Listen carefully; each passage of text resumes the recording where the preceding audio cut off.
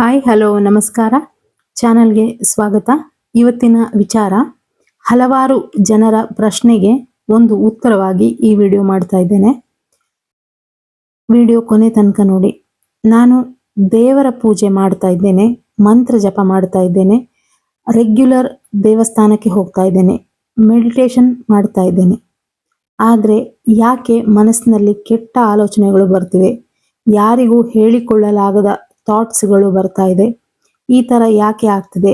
ನಾನು ಸ್ಪಿರಿಚುವಲ್ ಲೈನಿಗೆ ಬರೋದಕ್ಕೆ ಅರ್ಹ ಅಲ್ಲ, ನಾನು ಸಾಕಷ್ಟು ಪಾಪ ಮಾಡಿದ್ದೇನೆ, ಅದಕ್ಕೆ ಹೀಗೆ ಆಗ್ತಾ ಇದೆಯಾ? ಅಥವಾ ಆ ದೇವರ ಸೇವೆ ನನ್ನ ಹಣೆಯಲ್ಲಿ ಬರೆದಿಲ್ವಾ?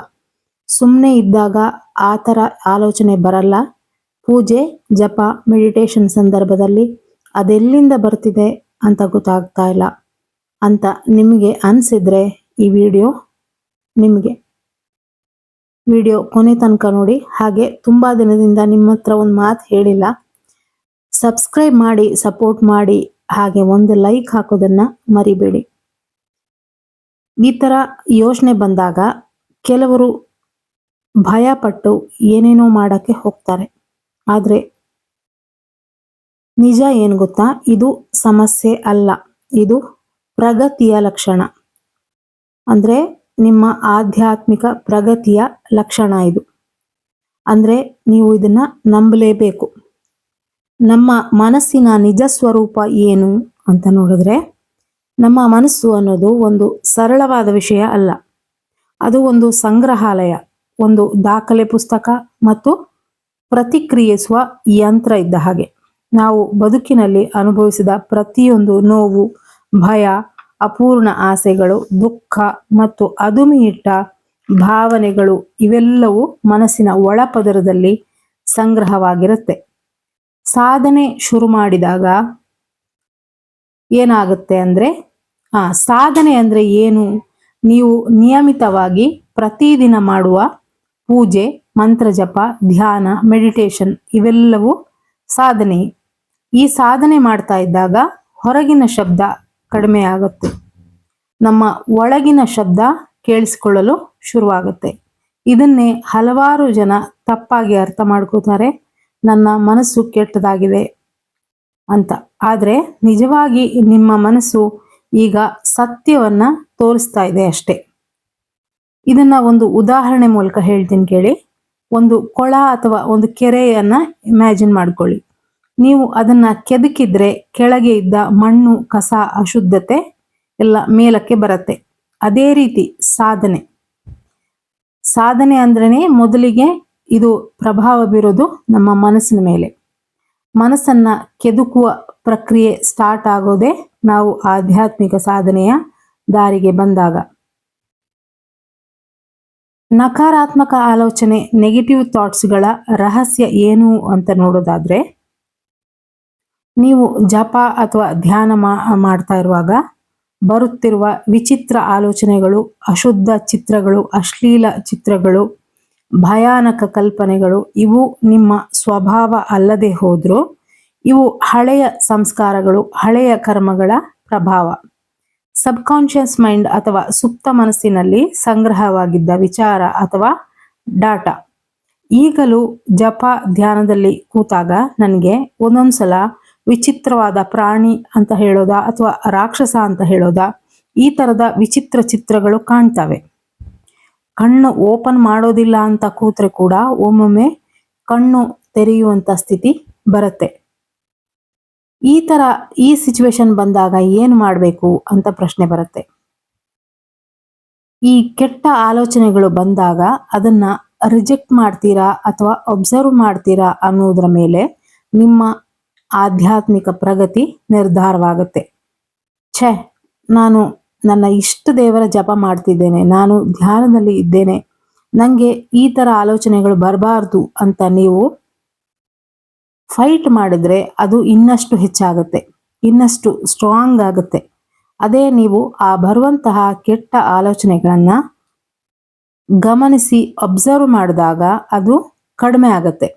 ಇದು ಮೆಡಿಟೇಷನ್ ಅಥವಾ ಜಪ ಮಾಡುವಾಗ ಅಥವಾ ದೇವಸ್ಥಾನಕ್ಕೆ ಹೋದಾಗ ಕಾಡುವಂತಹ ನೆಗೆಟಿವ್ ವಿಚಾರವನ್ನ ದೂರ ಮಾಡೋದಕ್ಕೆ ಇರುವಂತಹ ಗೋಲ್ಡನ್ ರೂಲ್. ಯಾವುದು? ನಿಮಗೆ ಬರುವಂತಹ ಆಲೋಚನೆಗಳು ಅಥವಾ ಥಾಟ್ಸು ಮತ್ತು ಕೆಲವೊಂದು ಅಶ್ಲೀಲ ಚಿತ್ರಗಳು ಈ ಥರ ಬರ್ತಾ ಇದ್ರೆ ಅದನ್ನ ಅಬ್ಸರ್ವ್ ಮಾಡಬೇಕು, ಅಂದರೆ ಗಮನಿಸಬೇಕು. ಆಗ ಅದು ಸ್ಲೋಲಿ ಕಡಿಮೆ ಆಗುತ್ತೆ. ಈ ಥರ ಆಲೋಚನೆಗಳು, ಕೆಲವೊಂದು ವಿಕಾರ ದೃಶ್ಯಗಳು, ನೆಗೆಟಿವ್ ವಿಚಾರಗಳು ಇದೆಲ್ಲ ಬರೋದು ಒಳ್ಳೆ ಸೂಚನೆ. ಯಾಕೆ ಗೊತ್ತಾ? ನಾವು ಸಾಧನೆ ಏನು ಮಾಡ್ತಾ ಇಲ್ಲ, ಸುಮ್ಮನೆ ಒಂದು ದೇವರಿಗೆ ದೀಪ ಹಚ್ಚಿ ಸುಮ್ಮನೆ ನಮಸ್ಕಾರ ಅಷ್ಟೇ ಮಾಡ್ತಾ ಇದ್ರೆ ಈ ಮನಸ್ಸಿನ ಆಲೋಚನೆಗಳು, ನೆಗೆಟಿವ್ ಥಾಟ್ಸ್ಗಳು, ವಿಕಾರ ರೂಪಗಳು ಇದೆಲ್ಲ ಮನಸ್ಸಿನ ಒಳಗೆ ಅಡಗಿ ಕುಳಿತಿರುತ್ತೆ. ನಿಮ್ಮ ಜೀವನವನ್ನ ಸೈಲೆಂಟ್ ಆಗಿ ಕಂಟ್ರೋಲ್ ಮಾಡುತ್ತವೆ. ಅದೇ ನಾವು ಸಾಧನೆ ಮಾಡಿದಾಗ, ಮಂತ್ರ ಜಪ ಧ್ಯಾನ ಶುರು ಮಾಡಿದಾಗ ಅವು ಮನಸ್ಸಿನ ಮೇಲೆ ಮೇಲೆ ಬರೋದಿಕ್ಕೆ ಪ್ರಾರಂಭ ಆಗುತ್ತೆ. ಕಾನ್ಷಿಯಸ್ ಅವೇರ್ನೆಸ್ಗೆ ಬರುತ್ತೆ.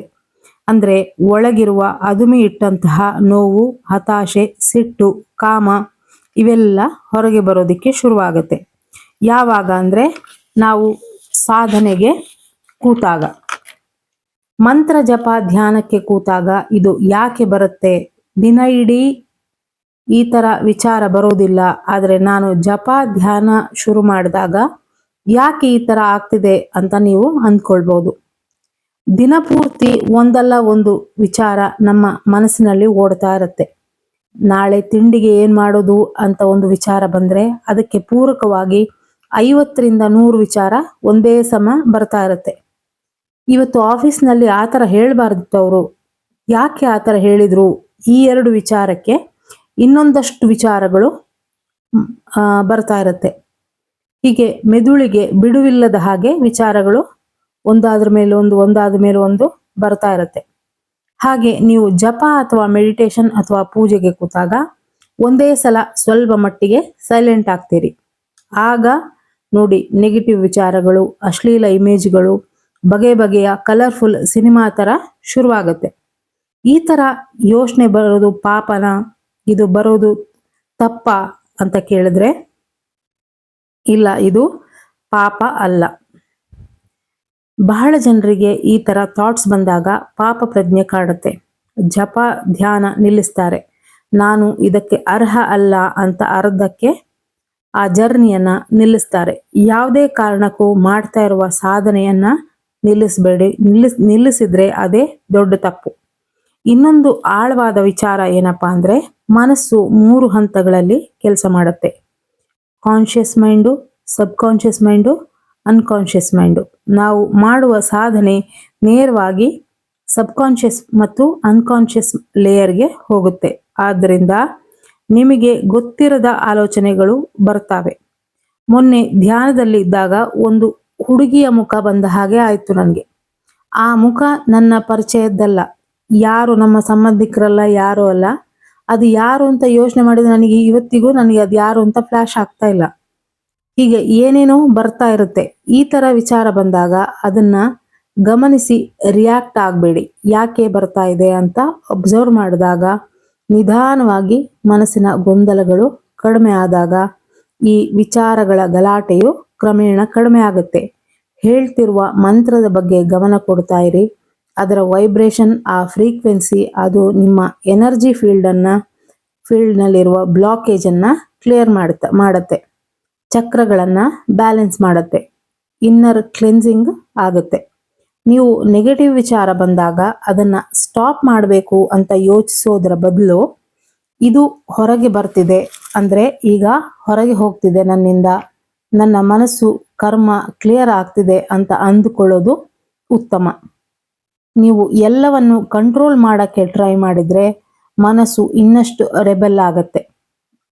ನಿಮ್ಮ ಇಷ್ಟ ದೇವದೇವಿಯರಿಗೆ ಶರಣಾದಾಗ ಮನಸ್ಸು ಮೃದುವಾಗತ್ತೆ, ಭಯ ಕಡಿಮೆ ಆಗತ್ತೆ, ಒಂದು ಟ್ರಸ್ಟ್ ಬಿಲ್ಡ್ ಆಗುತ್ತೆ. ಸಾಧನೆ ಅನ್ನೋದು ನಮ್ಮನ್ನ ಕ್ಲೆನ್ಸ್ ಮಾಡುವ ಪ್ರೋಸೆಸ್. ಅದು ಸುಲಭ ಅಲ್ಲ, ಆದರೆ ಸತ್ಯದ ದಾರಿ. ಕೆಟ್ಟ ಆಲೋಚನೆ ಬರ್ತಿದೆ ಅಂದ್ರೆ ನೀವು ಕೆಟ್ಟವರು ಎಂಬ ಅರ್ಥ ಅಲ್ಲ, ನೀವು ಶುದ್ಧವಾಗ್ತಾ ಇದ್ದೀರಿ ಎಂಬ ಅರ್ಥ. ಈ ವಿಡಿಯೋದಲ್ಲಿ ಎಲ್ರಿಗೂ ಅವರವರ ಪ್ರಶ್ನೆಗೆ ಆನ್ಸರ್ ಸಿಕ್ಕಿದೆ ಅಂತ ಅನ್ಕೊಳ್ತೀನಿ. ಮುಂದಿನ ವಿಡಿಯೋದಲ್ಲಿ ಸಿಗ್ತೀನಿ. Thank you for watching.